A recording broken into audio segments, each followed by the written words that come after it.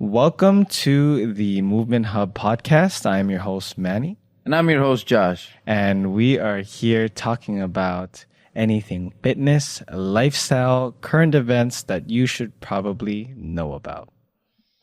Well done. Yeah. I think I missed a few words there, but No. practice. Yeah. Practice is what it is. Practice makes perfect. We only take one take. We do not reshoot, you know. No such thing as cutting the episodes here. That's right. Start to finish, crispy. This is exactly how we are. So, Manny, how's your weekend? Oh, man. Just did the Spartan race yesterday. People still do that. They do. And there was a shit ton of people. Shit ton.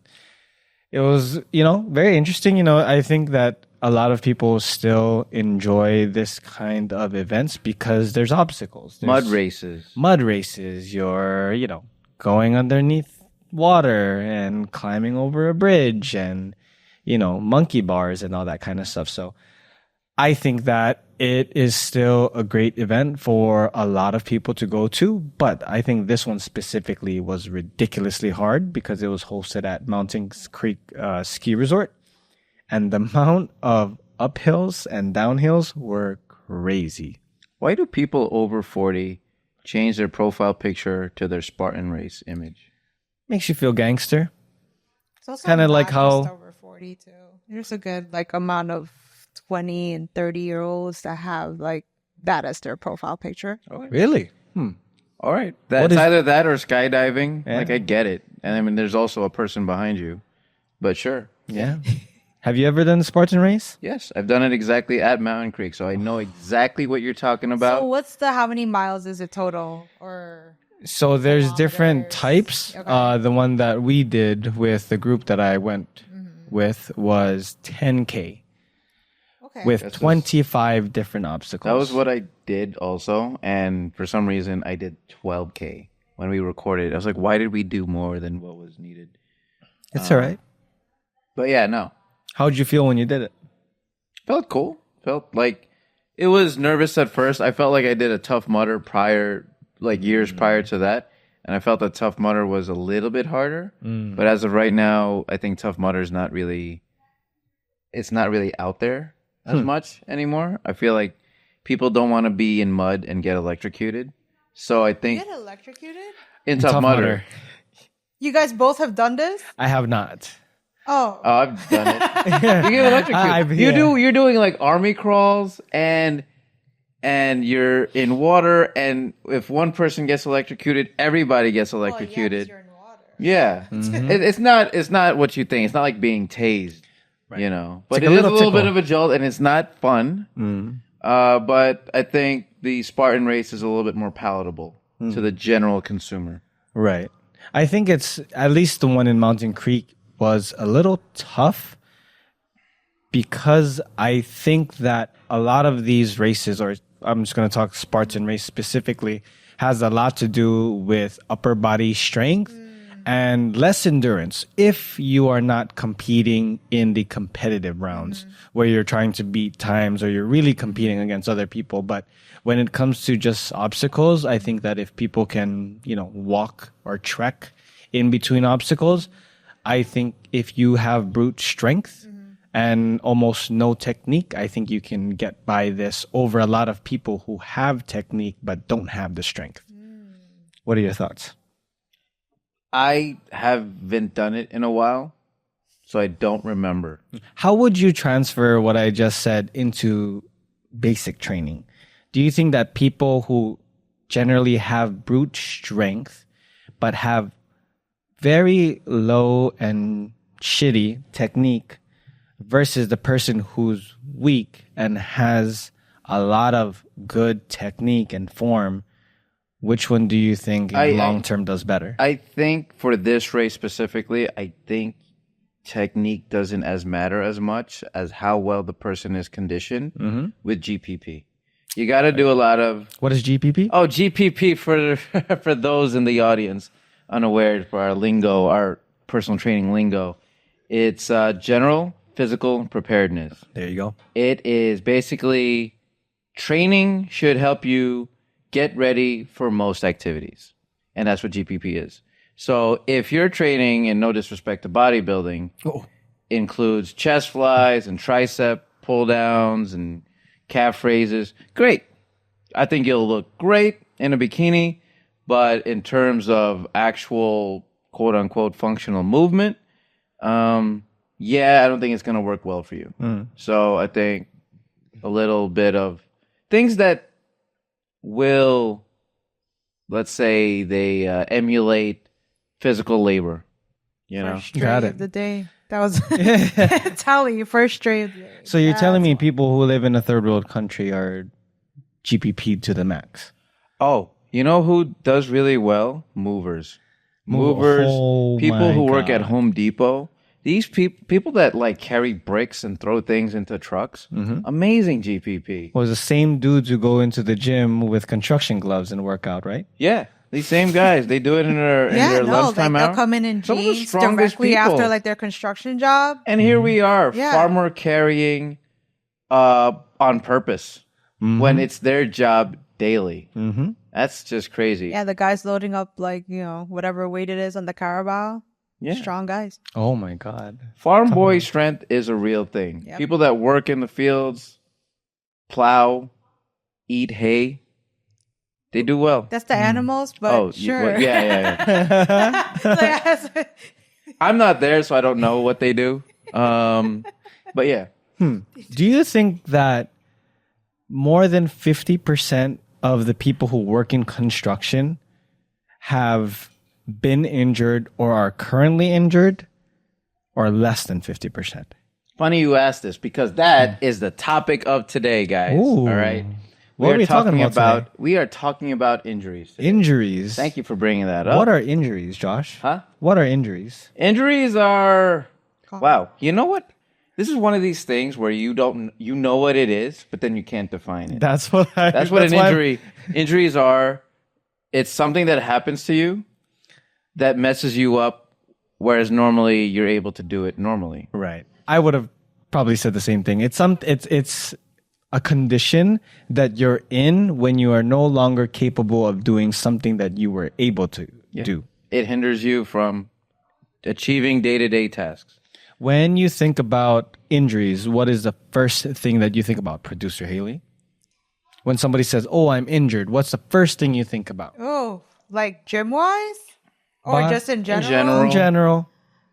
Because it's not a gym thing. Injuries is a life thing. It is a life. Oh, like just in general. Like, okay, I'll use myself as an example. In my 30s, my knees are not the same. Like, or me doing any sort of movement that I know was so much easier than when I was a teenager, when I was playing soccer. Now I feel it all the more. So yeah, like I'll use myself as an example. Like that was definitely an injury and I feel it more now more than anything. So speaking for myself.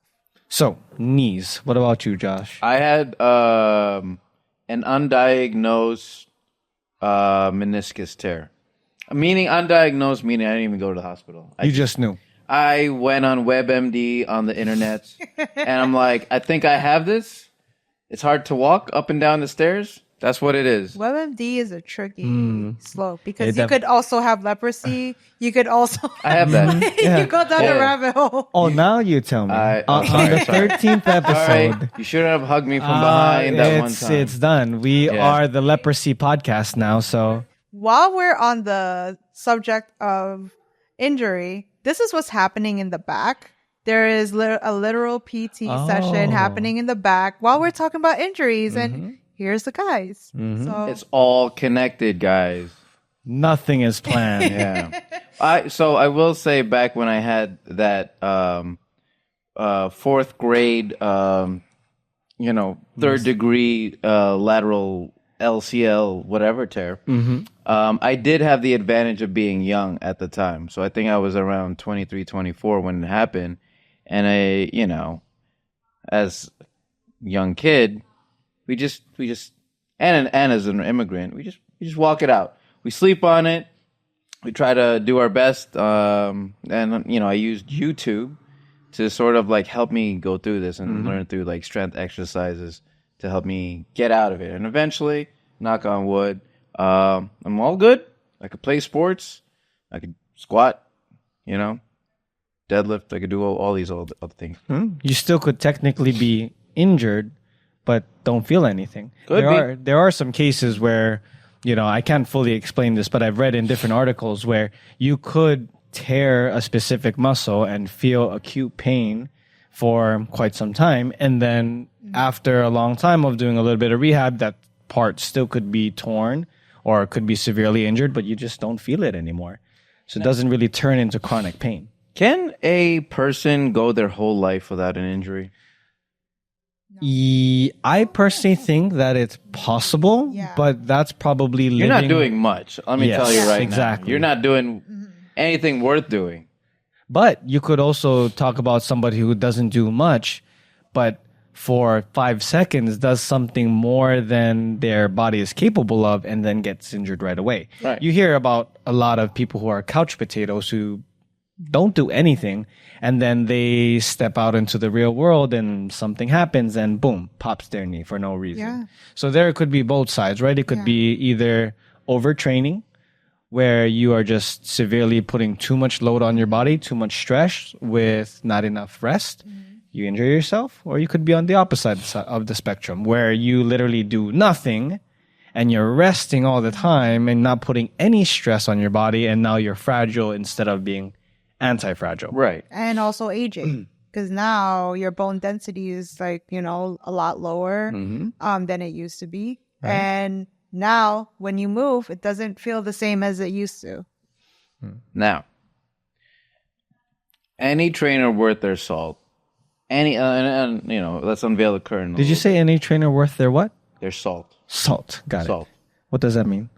I don't know. It just sounds nice. Okay. Any Is this trainer worth their salt? Is this like an older person saying that me and Manny don't know about? You guys haven't heard that before. I've You haven't heard never- that expression. That's why I'm asking you. I'm sure. Can you fact check if that's a real saying? I have heard people say it, and I think it makes me smarter if I use it. Maybe because English is my second language. Something worth their salt. Just fact check. Worth the Salt. Worth the salt. Yeah. It's a I need to it's know. an expression. It's an idiom. It's an idiot. Yes. Idiom. Idiom. It's an idiot. It's an idiom. Definition I'm an of idiot. word- It is an idiom. Of worth one's salt. If you say, for example, that any doctor worth his or her salt would be something, you mean that any doctor who was good at their job and deserves respect would do it. Oh, that was pretty on point. Let's go. Okay, so for any Context trainer, clues, SATs. All right. So for any trainer that's worth their their- salt, I'm unveiling the curtain back a little bit.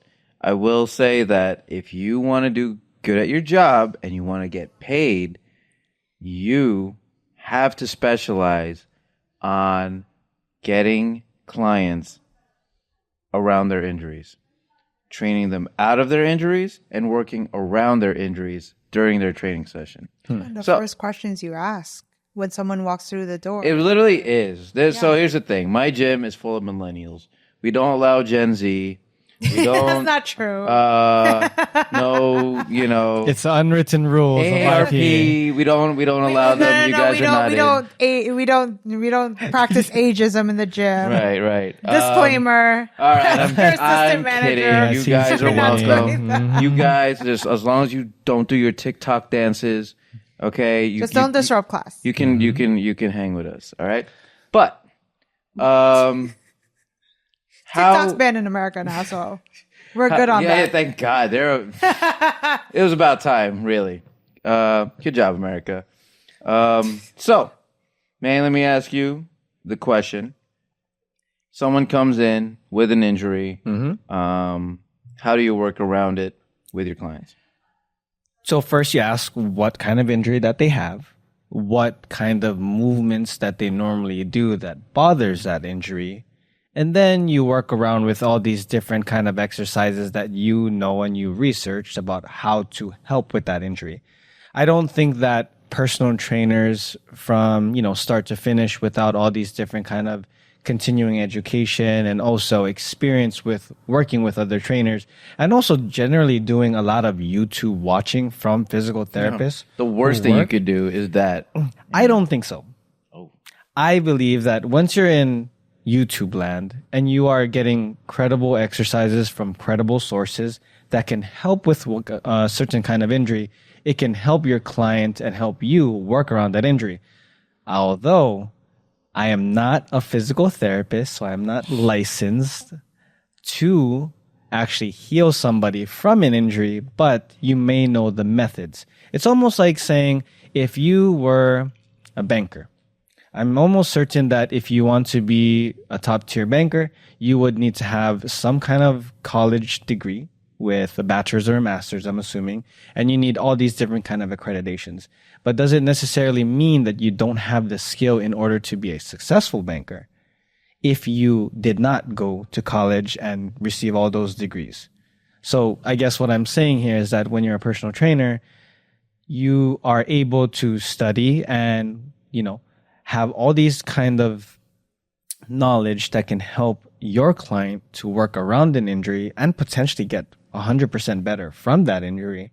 But technically we are not, on paper able to heal you from your injury like how it would be for a physical therapist, because that's specifically their job is to deal with pain or issues that you're dealing with your body. But I also agree to some degree what you're saying is that you can't solely just go on YouTube and watch these different kind of, YouTube videos and expect you to heal somebody when you don't have the experience of actually working with different kind of clients. That's correct, because you will be a 24-year-old self-diagnosing themselves and then seeing who the latest trend is. Oh, what is it going to be this time? Oh, it's over toes guy.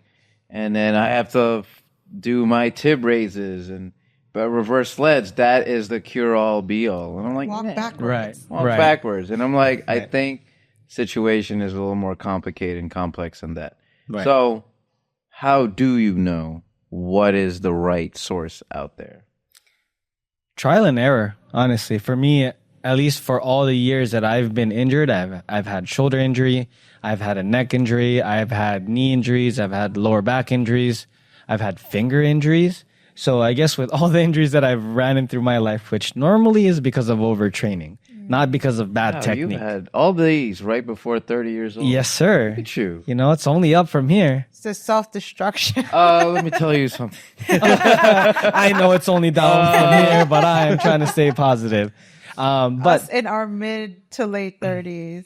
Yeah. but I think it's trial and error for me, at least how I approach it. So I've been through the common shoulder injury where I'm having issues with putting my hand over my head or my arm over my head.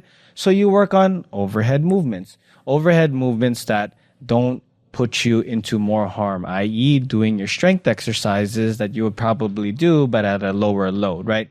So it's just practicing those movements. I truly believe this saying is that strength training is physical therapy.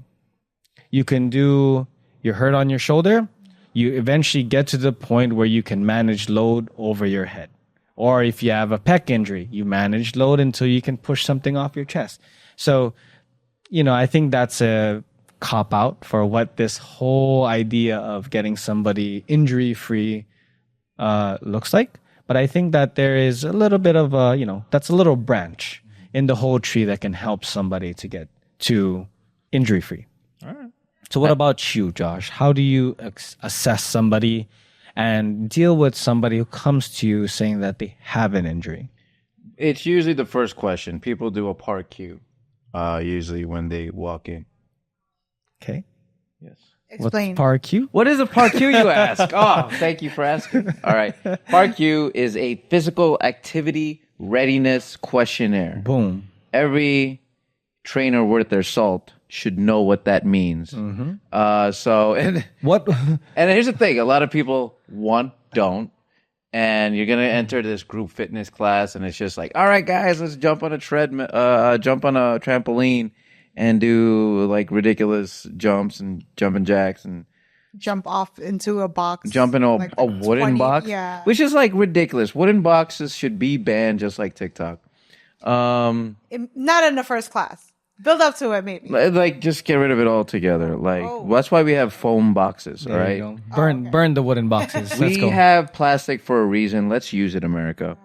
Okay, so break down like what are the assessments in a parking? Basically as soon as you go into a doctor's office, you have to fill out forms, your insurance, but also your history. And personal training, any type of fitness is no different. You go in and you sort of like give a 1 or 2 page background of what do we need to know about you. Mm-hmm. Like there have been parkours where people are like, hey, are you a smoker?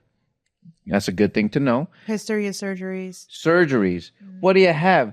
And usually for group fitness, because it's a little faster pace, I do ask, do you have any issues with whatever? And they, you know what they tell me? Got a little pain. No, they don't say Maybe. that. They don't say that at all. You know what they say to me? I'm Like good. 9 out of 10 times? I'm good. No, I don't got anything. All right. I'm just going to have to take your word for it. And then the first class comes in, and then I talked to them at the end of the class. I was like, hey, man, that was great. Good class. Kicked my ass. Just want to let you know, I have like a metal heart. I have like these titanium hips. And I'm like, why are you telling me? But I'm good. Yeah, I'm no, good. no, no. I'm good. I'm good. A lot of people are afraid that if I hear about it, that I'm going to sort of inhibit them, which is sort of partly true, but it's sort of like I'm a little more liberal when it comes to like allowing you to try things and not letting you hear no. Right. You know, I am less protective than some other fitness coaches out there too. It doesn't mean that I'm not like aggressive, you know, that I'm not, that doesn't mean that I'm not going to protect you from certain movements.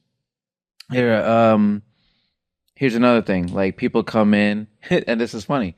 When I was like, hey, is there anything I need to know about? And ladies will say no.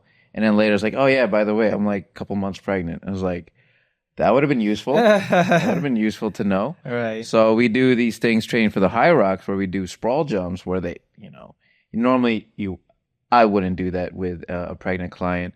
Box jumps, anything where there's high impact and a risk of falling.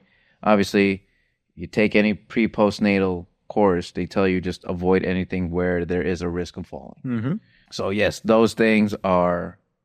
Yeah, because injure yourself and the baby. Yeah. It's a risk for everyone. And that's the thing. Some people can't get out of their own way. So you have to be the first line of defense when they cannot be.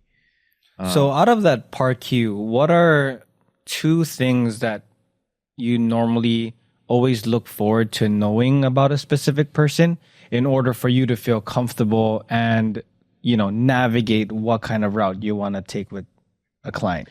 One thing I learned in this industry is like, hey, what is going to be the biggest indicator of a future injury? You know what it is? Pain. What is it? Do you know? No, I don't. It's a past injury. Okay, If you had a past injury, that is a great indicator of a future injury. Agreed. So, and if you had a past injury, chances are greater that that's going to happen. Cool. So I was like, okay, I will be sort of wary about it. And we're just going to have to gauge it. So we got past injuries. Yeah. What's the other thing? Were you born in the 1900s? Got it. So just in case they don't look like they're born in the 1900s. Oh, just they look like a young pup. They're doing their TikTok dances. They're doing, you know what I mean? They're like I'm not, whatever. You know, I need you to explore, young buck. You know, just go out there, play in the field. Must be nice to like go to sleep in any position and wake up fine. Whereas like, me in my mid-30s, I sleep wrong. My neck is screwed up for the rest of the week. So let me tell you about millennials. Oh. I'm the oldest person in this room. Millennials is a very interesting thing. In your 30s, you have more money than when you had in your 20s, generally speaking. And when you have more money, you live your own life, and then you make irrational decisions. So that's more likely to happen. So, like, hey, we'll go to a concert. You know, there are people in their 30s that sleep, that stay out past 10 o'clock. This is crazy. So they stay out, they drink a lot, and then their Saturday is ruined You know, so they There's get Sundays now. the 2 day, the entire weekend. Yeah, I don't know is a why. watch. The day You do after not come is- back the next So day. No. here's the thing: you get hungover worse. You don't recover as fast, and your ability to recover in a fitness standpoint is compromised more so than how I was at 22. You know, yeah, we can. You wake up, take a Gatorade, all right, and take another fitness class. No big deal. But now people who are a little bit older, now we got to watch. What is it mostly? Knees, shoulders, back. Those are the things that we watch out for. And I'm like, I just got to be careful with squats. All right. Guess what we're doing today? But I don't tell him that. We're going to do some squats. All right. But he doesn't know that. We're going to lighten the load and sort of over time help him or her have a good relationship with fitness, have a good relationship with squats. Some people are very nervous about the deadlift because of their low backs. So I have to introduce it to them gently. Yep. So I don't know if you could relate to that. Yeah, I guess I do. But you're talking about how you manage and handle millennials. Was that where that point came from? Yeah, those are the ones that have money and credit. Got it. But like if you But don't, generally Got speaking, it. yeah. but generally speaking, like how do you manage people that are coming in with aches and pains and past injuries? They're gonna have to. Here's the thing: the key to all relationships is communication. And I say to them on their very first day, "You're gonna have to communicate with me. I can't read your mind, and if something doesn't feel right, you have to let me know." Over time, I get to learn your tendencies, and then when I do, I figure out what the difference is between pain and discomfort. Those in the know, like us in this field, know the difference between the two. We know what is pain, and we know for them, they're just being a little bitch. And they are just babying themselves. They're like little babies. It's also trauma. Mentally, if they feel like, oh, this hurt me before, there's that overcorrection of like, I don't want to injure it again. So any sort of impingement is like completely avoid. For sure, there is a mental block to some of these. I'm not going to deny that. And sometimes they just can't get out of their own way. It's no different than a writer's block. So there is a psychological barrier that we as trainers who, pass the textbook test, we are underqualified to handle with the psyche of the mind of people who's gone through a physical trauma. Agreed. So what am I to do? What I can do. And if they don't want this, I can't bring a horse to water.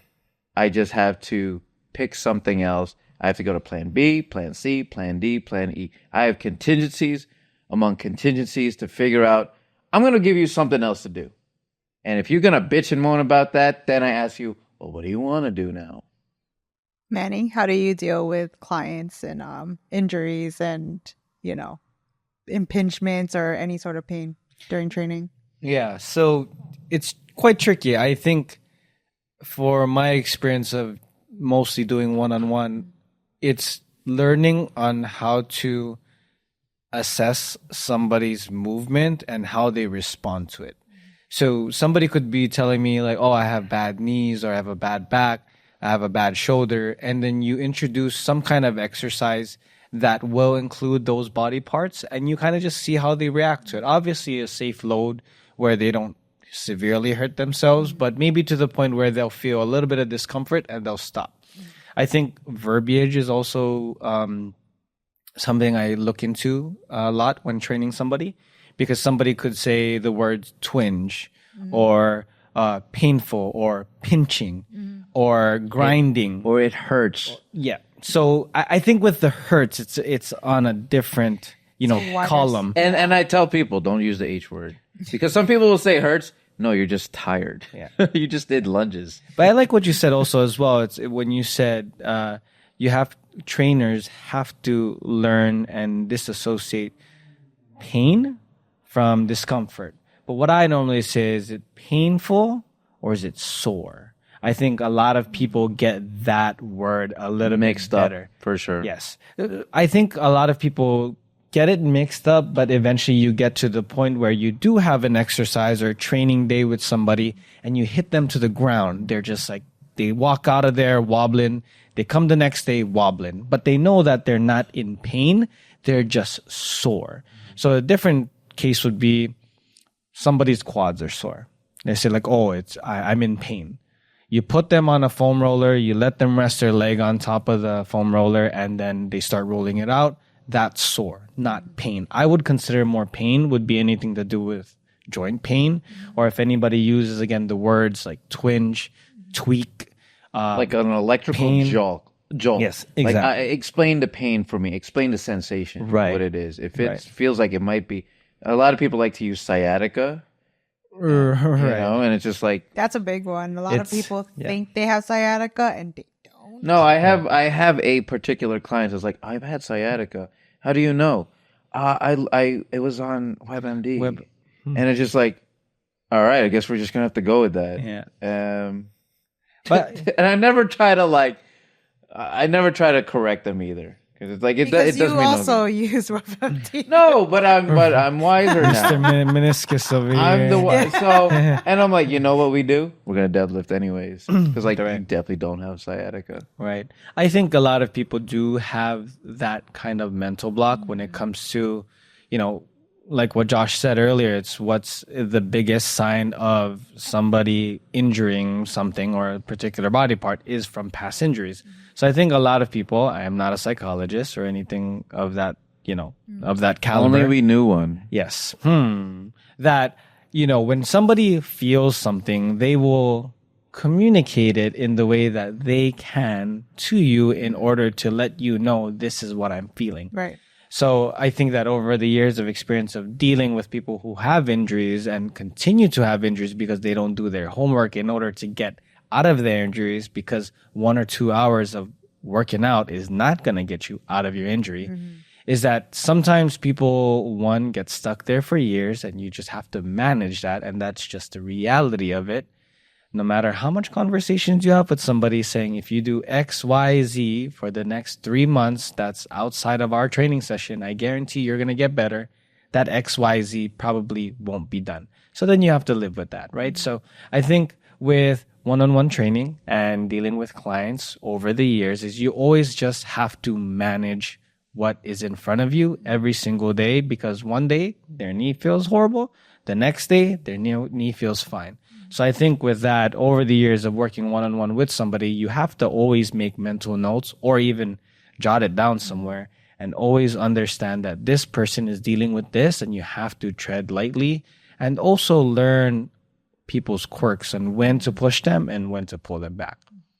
I totally agree. And that's the thing. It's like you learn so much about psychology and dealing with human beings, because we are in the business of human beings.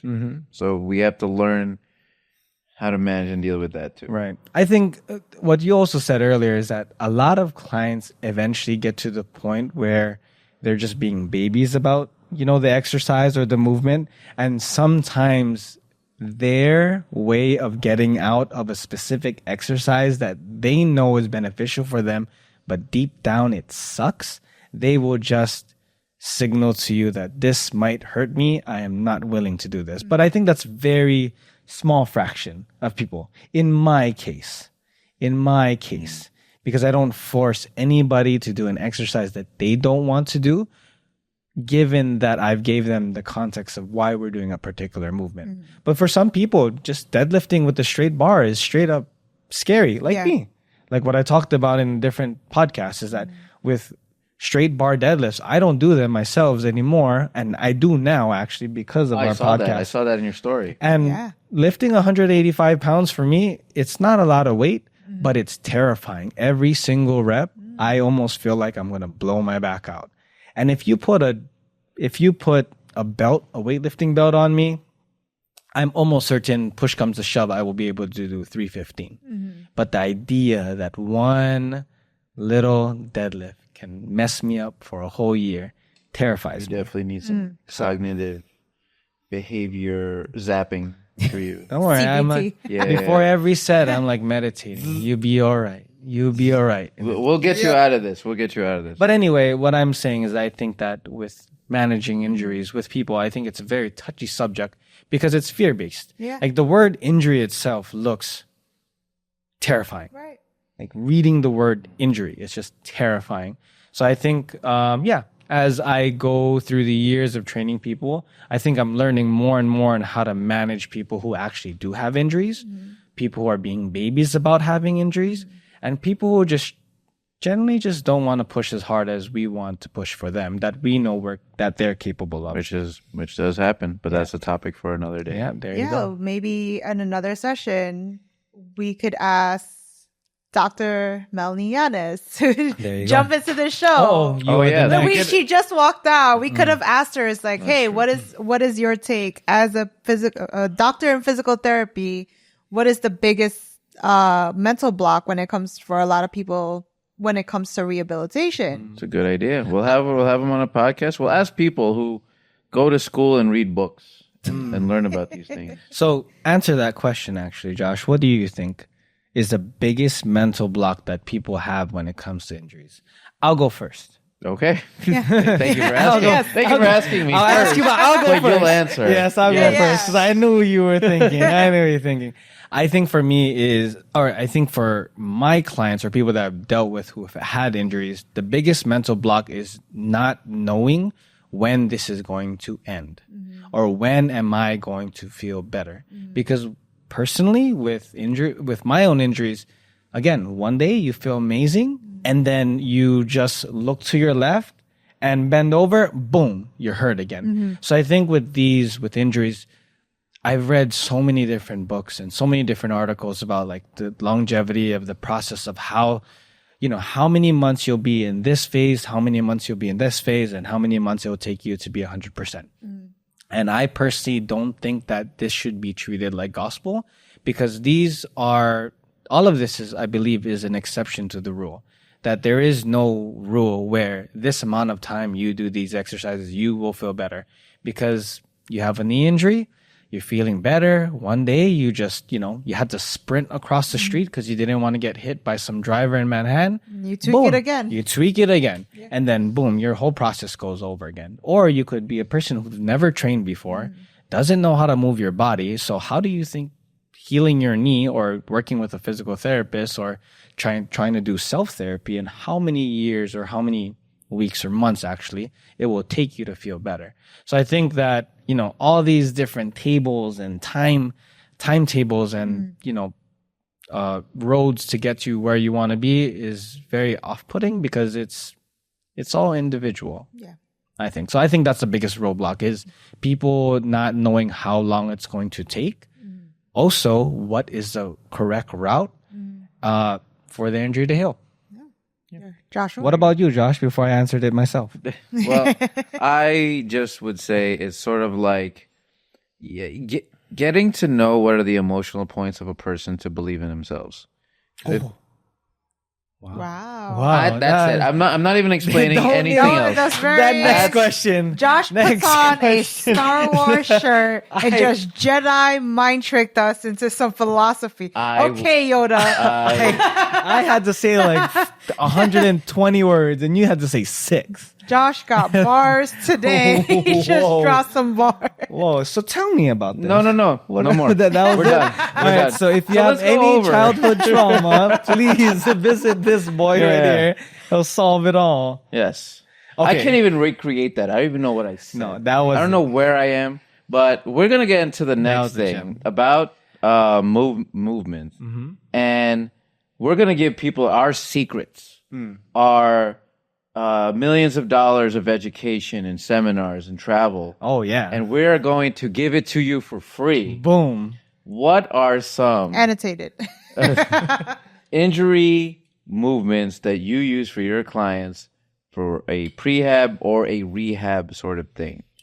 So let's go with the joint by joint approach. We'll start from the head down. I think like what do we say? Neck, shoulders? Yeah. Neck, shoulders. Let's start with that. What are some awesome prehab rehab go-tos that we have? So I'm gonna go from all the way from the cranium all the way down to the big toes. Stability, isometrics. I think is where I always start and where I always end and where I always keep them to be in the middle. What do you do isometric wise for the shoulder girdle? Could be an arm bar, could be an overhead hold with a dumbbell, could be a toe touch or an isometric toe touch. You're putting one hand on the ground, both feet are on the ground, and you're letting go of one hand. So you have that overhead motion still, although your hand is not over your head. It kind of is relative to your position. So anything that will make those particular muscles around that area contract without lengthening or shortening. Dead hang? Isometrics. Dead hang was my go-to answer. Dead hangs.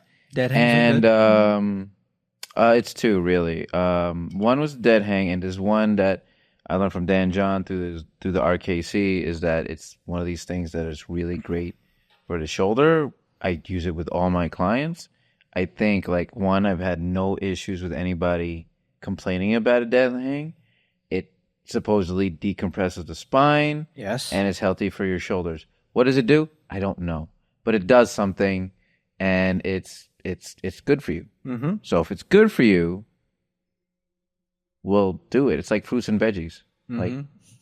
Just do I it. think there's no other. You're right. There's no other explanation. It makes you feel good. Yeah. The common idea around the world is that this is something that you should ingest, or this is something that you should do. Less questions asked, more doing. And the other go-to upper body movement that I like to incorporate is a landmine press. Half kneel, tall kneel, landmine press. I think, and I get this from following Eric Cressy, who trains Athletes. multi-million-dollar arms, shoulders. These are like Major League Baseball pitchers with heaters. Upper 95, 98, 101, 102 fastballs. So these shoulders are compromised on a 182 game season. So he has $1 million arms in his care. So he uses a lot of landmine press, and I think that's sort of genius. If you're dealing with somebody where their body is that's their bread and butter, I think you can load, but load safely. Never had a landmine injury. I think it's a great way of loading overhead. It's obviously at an angle. Right. It's not. It's yes. It's not. It's not like a military press, a thruster, a snatch. It's a great way to train people to strengthen their upper body without putting in compromising angles. Right. I think you hit the head on it was with the angle, because again, the more degrees you get away from truly being overhead, I think a lot of people have more ability to do it. Right. You're kind of right here, arm in front of you, and let's say, I don't know, anywhere from 15 to 20 degrees in front of you, and then you're pressing at that angle. So a little bit more friendly on the shoulder, which, I think we can agree that I'm assuming 90% of the world does not have good shoulder mobility to do a overhead military press. Most Americans. Maybe. Most Americans, I can say. And two, I think there's less margin for error when it comes to the landmine press. You really have to just press in front of you. Very idiot proof. It's just right there and that. It's minimal coaching. Yeah, there you go. It's a bit of a bitch to set up, but whatever. So we got the upper body. So that's the shoulder, neck area, you would say, right? Let's say low back. Low back is huge. What is a good low back movement that you would help to alleviate whatever's going on? So mine is going to be three-part series. First, number one, and I do this almost every single time myself, dead bugs. Whatever kind of variation you want to do, dead bugs. Why? You can use the floor. You can have somebody have their hips and their thorax, or you can have somebody's ribs and their hips vertically aligned. And if you know that somebody has a history of arching their back, think about belly button out and ass out. That's kind of like arching your back is. A lot of people have that issue. Once you have the floor with you and you can tell them, to gently push their lower back down towards the floor, now you have more of a stacked upper body on top of a stacked pelvis. Best thing about dead bugs are free. Yeah. You don't have No equipment. no nothing. equipment. Oh, yeah, God, that's what you meant. Okay, Yeah. I thought No you were just- resistance band. You don't Yeah. need to. No, you don't need to anything. pay gym membership. You can do it at home. You can do it on vacation. Yep. Dead bugs are great. I totally forgot You can about do dead bugs. anywhere. Core related, anything core, like Flexion. stability exercise, anti-flexion, anti-extension, anti-lateral extension, anti-lateral flexion. Carries are real good ways. Like That's those another one. definitely like a good way to sort of load the spine Right. and help strengthen your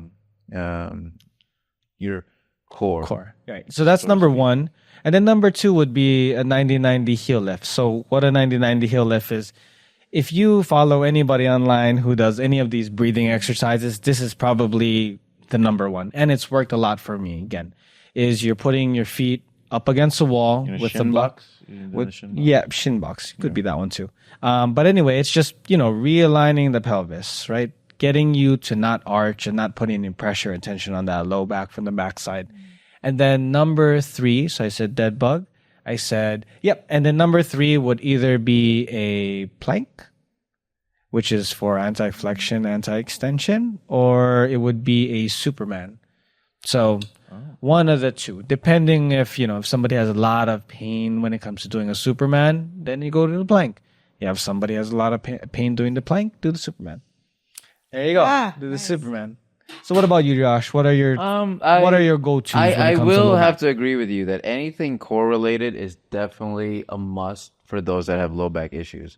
And as well, tell you, this is what every PT says. We walk into their office. Hey, here's what you have. You got a weak core. That's what they all say. All right. Thanks, doc. Checks in the mail. All right. So they'll say you got to strengthen the core, and then what do you got to do? We got to do some plank stuff, some side planks. I think anything in the carry family is really fantastic. properly loaded. Single rack, double rack, waiter's walk. Waiter's walk, great for the shoulders also. Suitcase carry is phenomenal.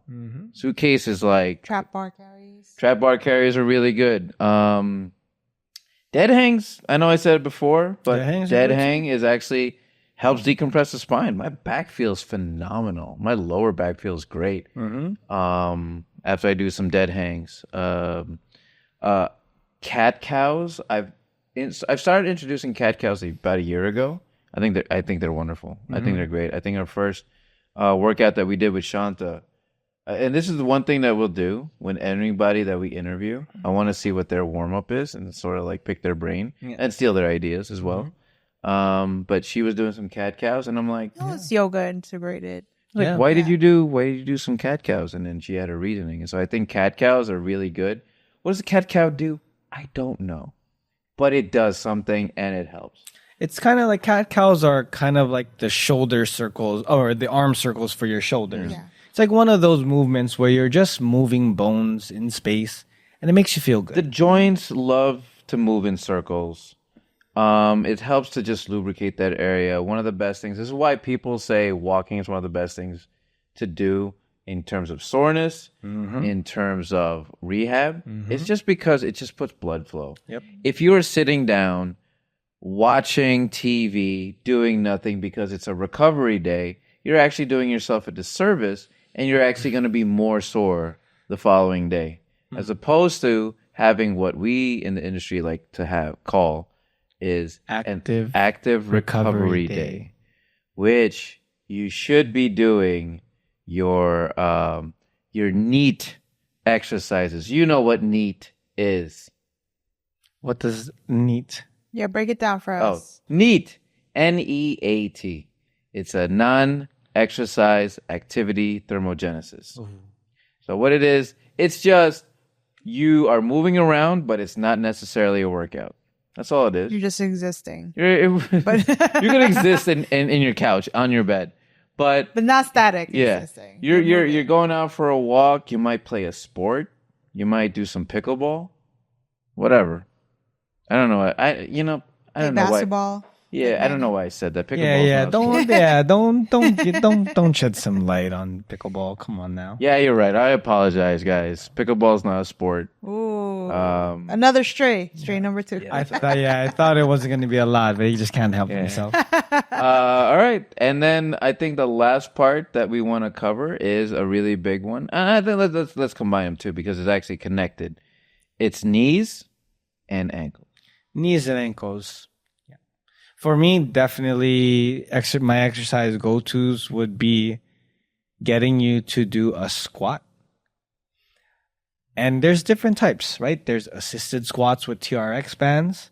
There could be box squats to the level that you're able to manage the weight and the load and the discomfort on your knees and your ankles. Or it's an isometric wall squat, or it could be a split squat, depending what the issue is. And then for the ankles, same thing, just an isometric calf raise. I think like a lot of people who have this idea that like, oh, squats are bad for your knees. The very first thing I have them do is actually it is a form of a squat. Because regardless of whether you squat with us at the gym, you're gonna squat in your life, regardless. Do you take poops? Do you take poops? I don't poop, bro. You're like Kim Jong. No, sorry. I poop. Yeah, Manny does not have a sphincter. Sorry. I asked Christina all the time, does she poop? She said no. So She doesn't poop. I thought no. Yeah, Josh didn't poop for the first 2 years. Yeah, of our we relationship. had like the first 2 years that we dated. Doesn't like, even fart. I didn't He poop. doesn't have Wow. a sphincter. But now this year I'm a little He's I'm releasing comfortable. something. Wow. So So now you're the person who doesn't poop in the relationship. but now I have been recently. Wow. So I've been letting It's getting stuff go. so It's like bad. my trauma on these years, generational trauma. Got I'm it. letting it go Yep. just like my poop. Cool. So So yes, I do poop. Look, that's good. So, why'd you ask if that? because if you poop, that means you squat. If you sit on a chair, that means you squat. All right. So everybody squats. You know, everybody poops, and so we're gonna have to do it in the gym. Now, everybody thinks we're gonna probably load 315 on the barbell. No, we're not gonna do that. We're gonna start very light. A goblet squat, a TRX squat is really great. Getting into that position and learning how to like push knees out, putting a mini band right above the knees is a really good way, and that is one of my rehab movements, is getting them to learn how to squat by pushing knees out. Because a lot of people really don't know how to really open the hips and drive through that and really get into that deep squat. Prying squat.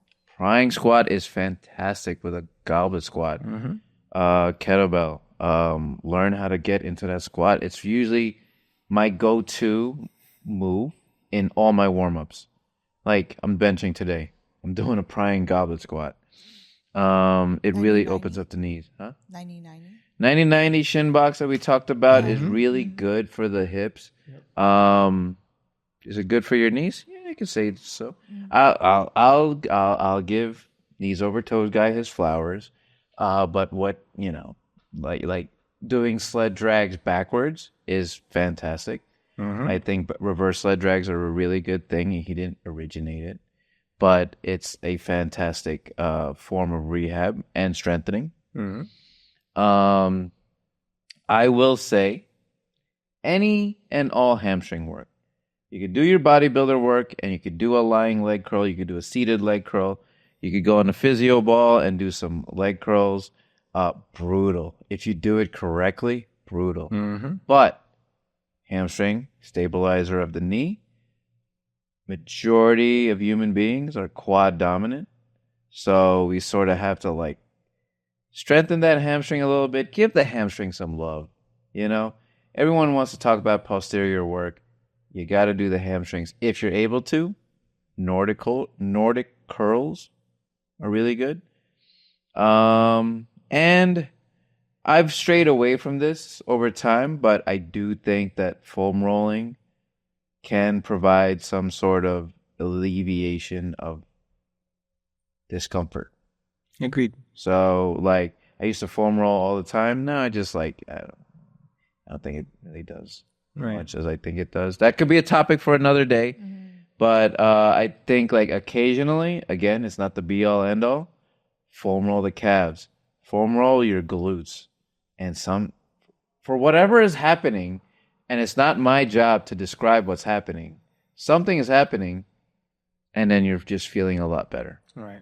I think to break all of that down, foam rolling, stretching, breathing exercises, I think that as we go through the years of strength training and putting more load and stress on our body, realistically, what we're doing is we're compressing our bodies so much over time, over days, weeks, months, years. We're constantly compressing our bodies and making ourselves tighter. So foam rolling can help, stretching can help, breathing exercise could help, and also generally doing exercises that are not loaded can help, right? There's a lengthening and shortening process of a muscle, so that can also help, right? And you could do yoga. I really think that yoga's another what's one. that Calm app that focuses on breathing. Breathing is very important, guys. Meditation. In general. Meditation is oddly enough, not to sound very hippie, but it works. Yeah. Or generally managing stress. Yeah. Yeah. Just don't ice plunge. Strain number 3. All right. So So all in all, Josh, yes. message for today on this topic about injuries from personal trainer's perspective.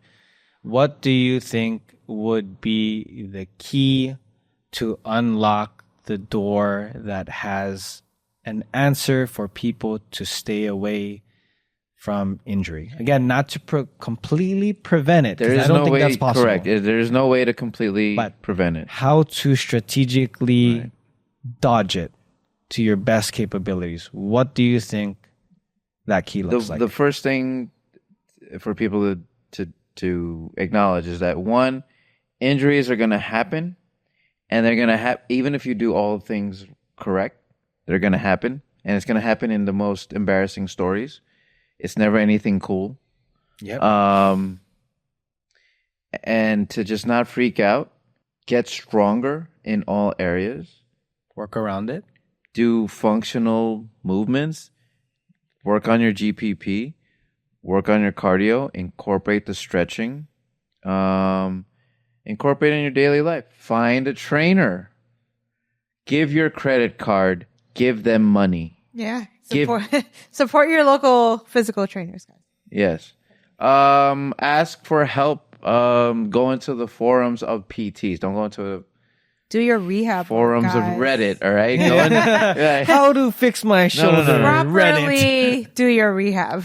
Your rehab. Find some people who've gotten out of rehab, and I'm like, oh man, you've had an injury before, and you're able to do this. How'd you do it? Well, went to Colombia and got some things like increase my red blood cell count. And I'm like, oh man, that's great. Figure out how other people have done it. But Do your mobility work. like you have to actively focus on mobility, stretching, and the right decisions daily. Drink your water, get your sleep, manage your stress. It's the same thing. I feel like we've had this discussion about fat loss and weight loss. And it's the same thing that we have to talk about when it comes to injuries, because it's all connected. We only have one body and we only have one life. So how you do anything is how you do everything. So do this one or multiple things to help fix the body that you have right now. Cool. There you go. Any words of advice when it comes to injuries?